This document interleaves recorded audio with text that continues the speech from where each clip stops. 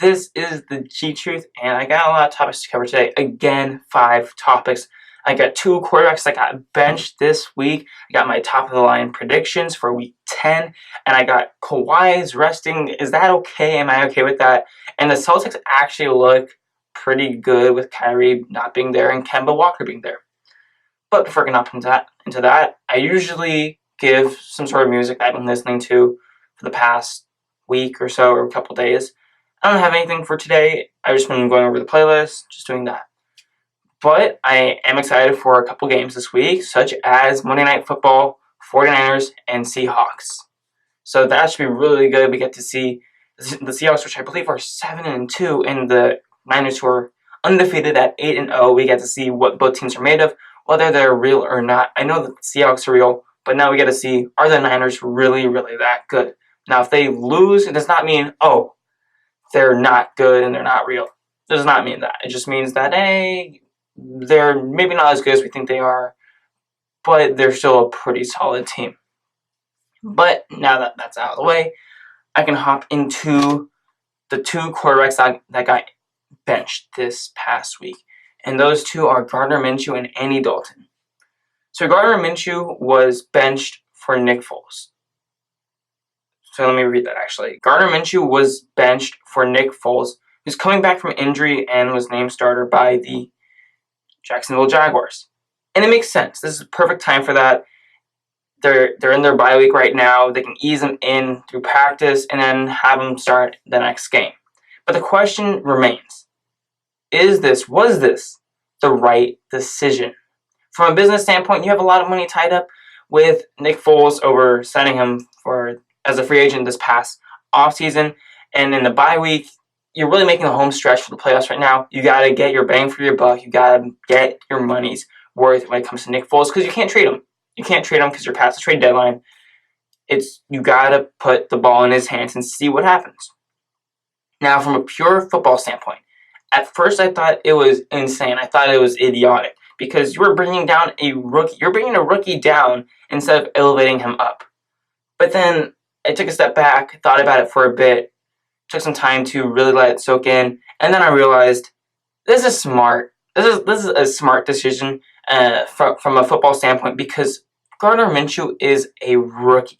He is a rookie, and he still has a lot more to learn from Nick Foles about the game of football. He's young, he's talented, he can continue growing, and he'll get his chance eventually when Nick Foles either retires or just does not play up to the team's standard or desire and eventually gets benched permanently.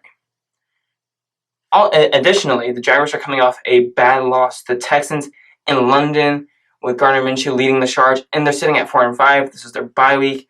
They're about to hit their home stretch to try and make the playoffs.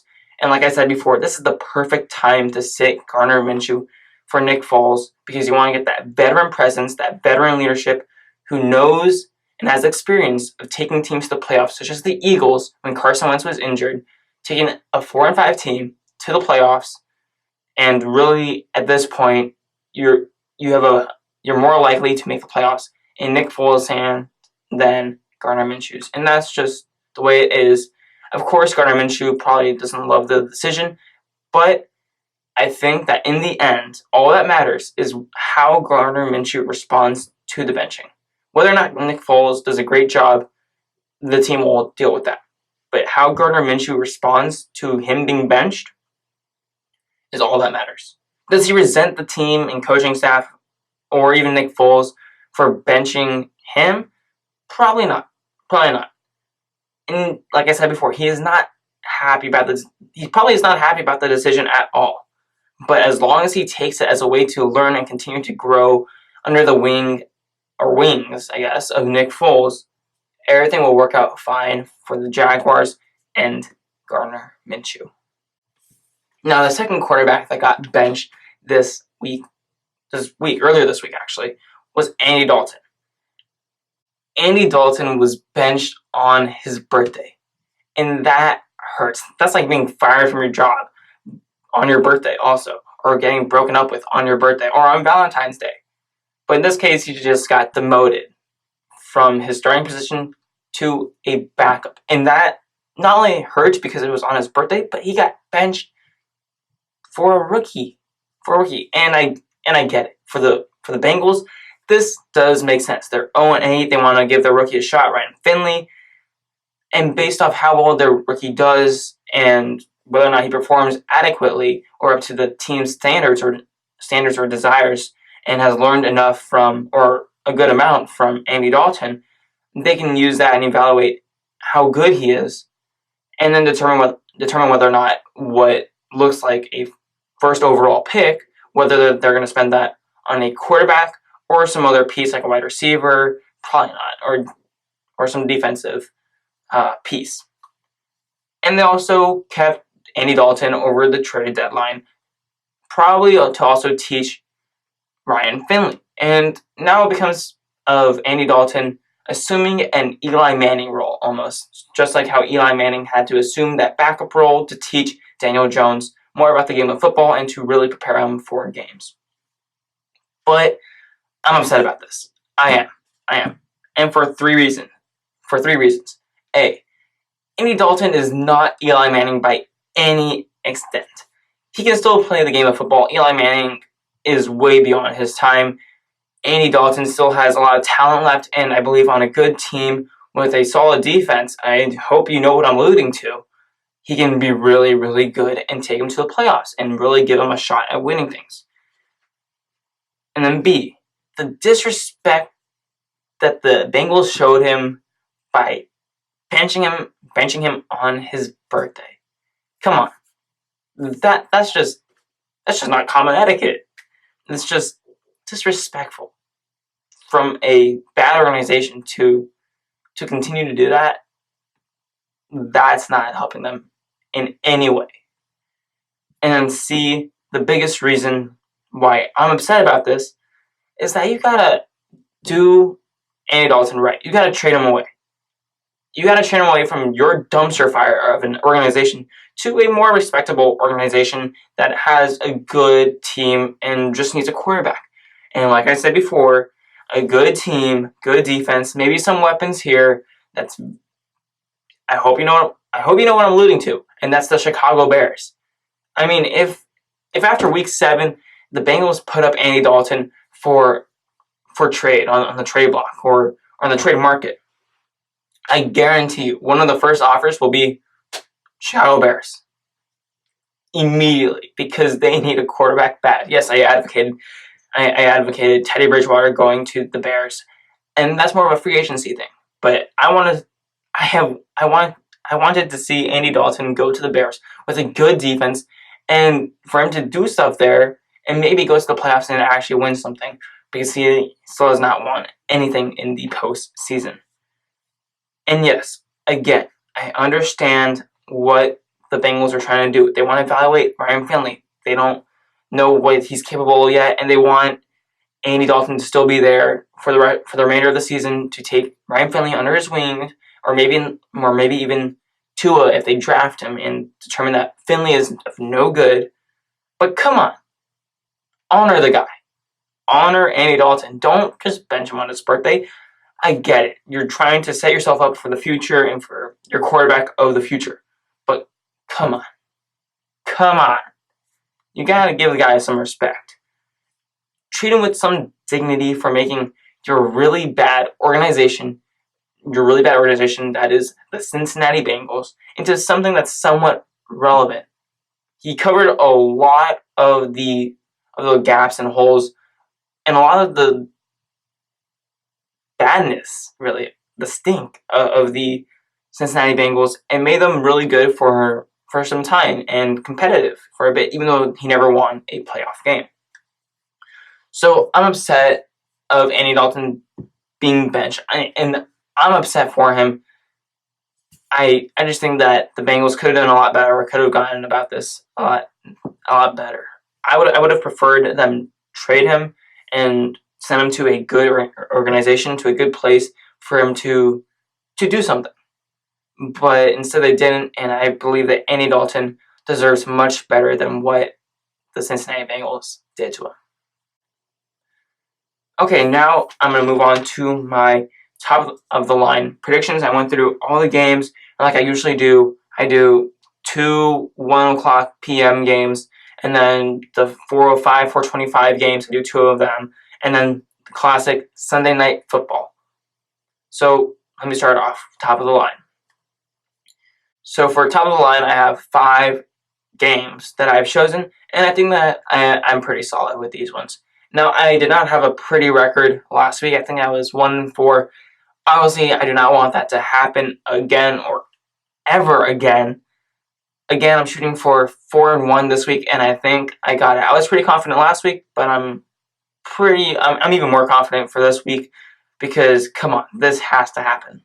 So the first game, I got the Lions against the Bears. Now, right now, as I'm recording this on Thursday night, the spread is at 2.5, going the Bears' way. However, I'm going to take the Lions here. I'm going to go against the spread. Lions plus 2.5.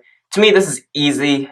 If Trubisky's playing, I've got the Lions. It's pretty simple, not really complicated. The Bears simply cannot score, even against the Lions' pretty bad defense, and the Lions will eventually score against the Chicago Bears' really good defense. It's just going to happen, and they're not going to lose. They're going to win. I mean, you got to go against the spread for this one. Next, I have the Ravens against the Bengals. Now, the Ravens are coming off just crushing the spirits of the Patriots, and the Ravens got to feel good. Now, the question is this going to be a trap game for them? Are they going to overlook the Bengals? Heck no. And even if they do, they're going to kill them.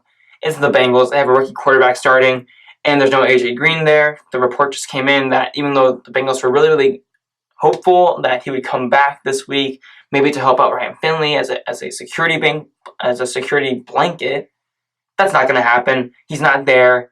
Ryan Finley is going to be all by himself, and it's just going to be horrible. And the Ravens are going to do exactly what they did against the Patriots to the Bengals, except it's going to be 10 times worse. This Ravens defense is going to have a field day, and the number 1 offense in the league with Lamar Jackson at the helm is going to have a field day as well against the Bengals. I have the Ravens with the spread, minus 10. Next is the Panthers and Packers. Now, this game's really interesting. The spread's at 6. I'm not going to give my answer away just yet. Now, the Packers have one of the worst defenses against the run, and that's not going to cut it against Christian McCaffrey. On the flip side, the Panthers also have one of the worst run defenses in the league, and that's not going to cut it against Aaron Jones. But when I'm taking into account Aaron Jones versus Christian McCaffrey, I'm taking Christian McCaffrey. Now, you can also say Aaron Rodgers versus Kyle Allen. You got to take Aaron Rodgers. And I'm not going to say that the Panthers are going to win this game. I fully believe that the Packers will win this game and come out with a win, especially after losing to the Chargers in a game that they really should have won. But I think that the Panthers are going to make this really, really close with Christian McCaffrey because he can do it all. That's pretty much it. Against that Packers defense, yeah, Christian McCaffrey is going to tear it up. He's going to have a great day, and I think that the Panthers are going to make it close. I have them plus 6. Next, I have the Rams against the Steelers. Now, the spread's at 3.5. I'm taking the Rams right here. The Rams have allowed only 10 points in each of their last 2 games. Now, and that's since Jalen Ramsey has joined the team via trade from the Jacksonville Jaguars. Now, granted, those 2 games came against the Falcons and the Bengals. One team is 1-7, the other is 0-8. So really, how good is their defense? But then again, the Steelers aren't really the best of offenses in the league. And although the Steelers' pass defense has been pretty good, the Rams are 8th in scoring overall. So I trust that McVay and Goff will get the ball moving down the field and put up some points, and that Rams defense will do a decent job against the Steelers. I have the Rams minus 3.5. Now for the classic Monday Night Football matchup, Vikings-Cowboys. Now the spread's at 3. I'm not going to give away who I'm going with just yet. Just hear me out really quickly. Now these 2 teams are statistically evenly matched. Points per game, rushing yards given up, passing yards given up, passing yards per game, rushing yards per game, offensively, defensively, they're pretty close. So that means, like most games, it's going to come down to the quarterback position. Dak Prescott against Kirk Cousins. Now, I'm going to use the exact same stat as I used before Sunday Night Football 2 weeks ago. Yeah, the Cowboys this is their third week actually playing in primetime football. Sunday Night Football against the Eagles, Monday Night Football against the Giants, and now Sunday Night Football against the Vikings. So I'm going to use the same stat as I used 2 weeks ago, Sunday Night Football against the Philadelphia Eagles. And that's the record in Sunday Night Football. Dak Prescott is 6-3 now on Sunday Night Football. Overall in prime time, he's 14-5. And if you ask me, that is impressive. Kirk Cousins, on the other hand, is 2-1 on Sunday Night Football, which is nice, but it's a relatively small sample size. So I'm going to take that and expand that a bit to the prime time games. And when you look at that, prime time games, overall, 6-13 in prime time games, which is not good. Compared to Dak's 14-5, 6-13 is not good. And if I add in the fact that he's also a career 1-6 against the Cowboys, it's not looking pretty. I'm just following the trends here. Follow the trends. And I'm going to continue doing so. In November, Dak is 11-4. Kirk Cousins is 8-8. Mediocre. Keep following the trends, okay? Weeks 9 through 12. Kirk Cousins is 7-10. Dak Prescott, 9-3. Follow the trends. One performs extremely well during this time, playoff season coming up, during this time and moment, prime time with a spotlight on, and one doesn't. I just set it out for you. Dak Prescott performs when it matters the most, and when the lights are brightest, he performs. Prime time games, he performs. End of the season, with playoffs coming up, he performs. Kirk Cousins, not so much. Just follow the trends. I'm doing that, and the trends are telling me that the Cowboys got this, minus 3.0. So to recap, I got the Cowboys with the spread, Monday Night Football. Actually, I got all the road teams. Lions, Ravens, Panthers, Rams, with the spread going their way. Whether it's against the spread or with the spread, I got the spread favoring them. But the only home team that I have is the Cowboys. And I think that is going to work out really, really well this weekend. So I'm going to take a quick break, and then we're going to get into the basketball topics with Kawhi Leonard resting and whether that's okay and whether I'm okay with that. And also the Boston Celtics look pretty good with Kemba Walker swapped in for Kyrie Irving. So that'll be up in a minute.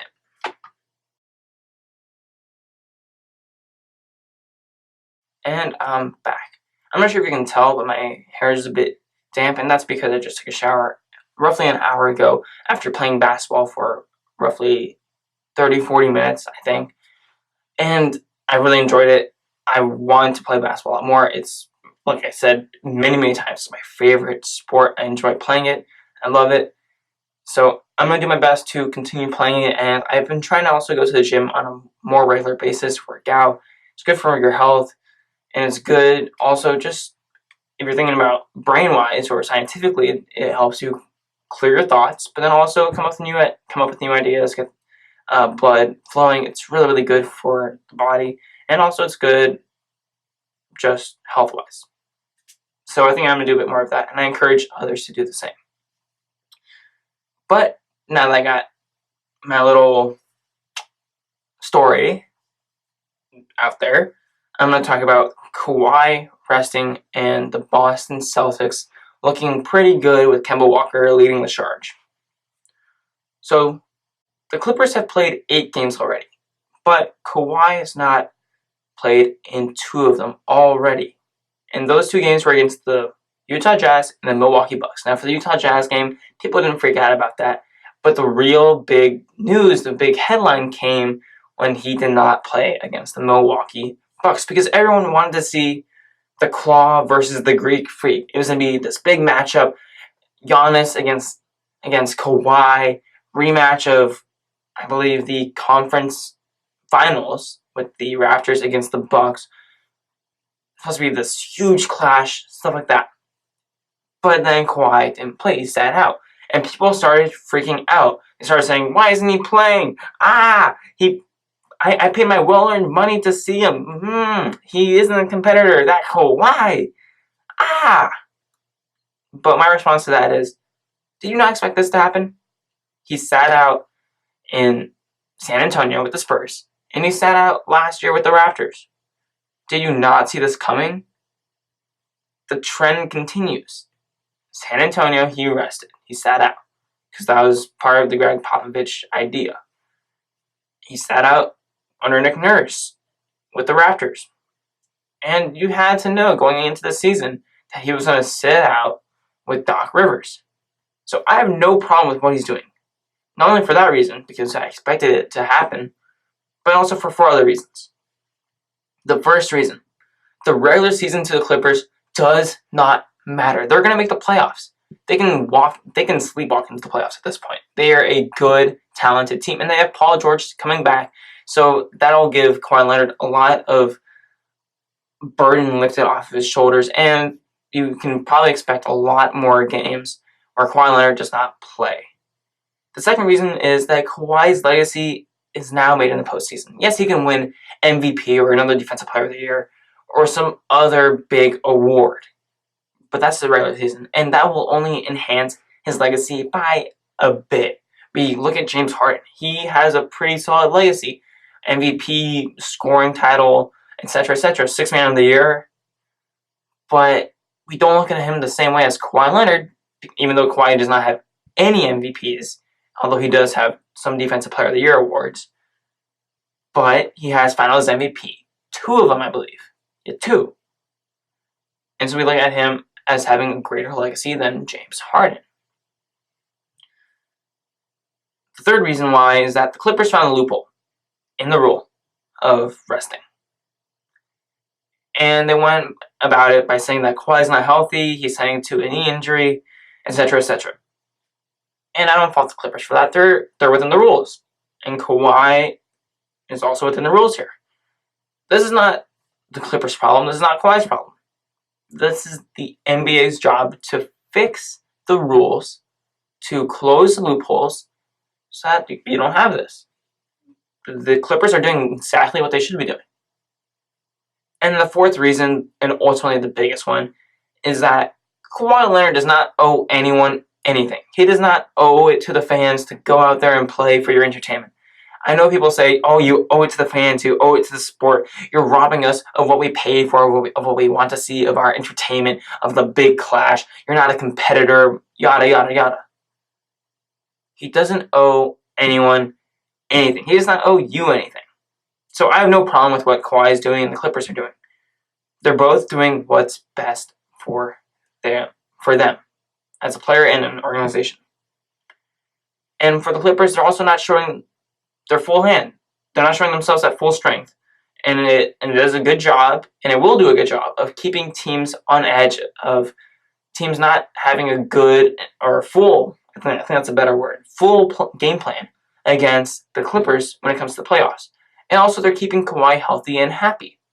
So the Clippers are doing their job. Kawhi is preparing himself for the playoffs when it really matters and when his legacy can be truly enhanced further.